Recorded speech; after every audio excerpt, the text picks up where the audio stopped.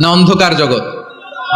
আমার বোনেরা, আপনাদেরকে যে কি বলে তারা বুঝায়, রূপালী জগৎ শুনেই আপনি ভরকে যাবেন না।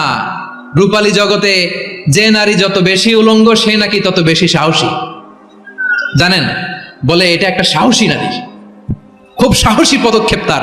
যত বেশি শরীর থেকে কাপড় নামাতে পারবে, যত বেশি বস্ত্রহীন হয়ে নিজেকে প্রেজেন্ট করতে পারবে, সে নাকি তত বেশি সাহসী।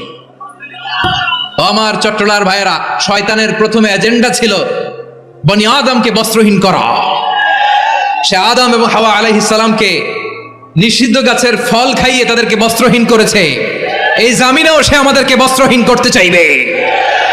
এই রূপালী জগতের নামে তারা এটা করে। আমার প্রিয় বোনেরা, আপনি জানেন না আপনার দাম কত। ওরা আপনাদেরকে বিজ্ঞাপনের সস্তা পণ্য বানাতে চায়। ওরা আপনাদেরকে ওদের ভোগের লিপসার টুলস বানাতে চায়। ওরা আপনাদেরকে দিয়ে ওদের খায়েশ পূরণ করতে চায়।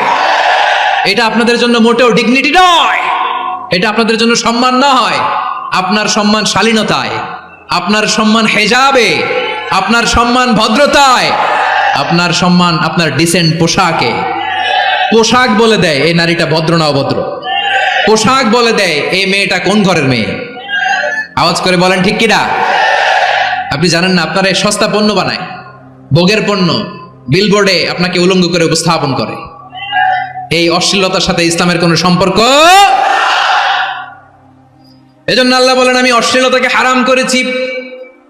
অশ্লীলতাকে হারাম করার প্রথম কারণ হলো এর মাধ্যমে মানবতাকে অপমানিত করা হয়। কারণ মানুষের সম্মান মানুষের পোশাকে। মানুষ যখন পোশাকহীন হয়ে যায়, বস্ত্রহীন হয়ে যায়, তার সম্মান কমে যায়। ঠিক কিনা?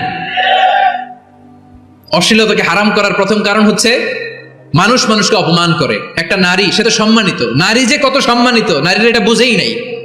বিশ্বনবী বলেন, আদ দুনিয়া কুল্লুহা মাতা ওয়া খায়রু মাতা'আদ দুনিয়া আল মারআতু সালিহা। আমার বোনেরা, 5টা প্যান্ডেলে আপনারা এলইডিতে আমার আলোচনা শুনছেন, আমি জানি।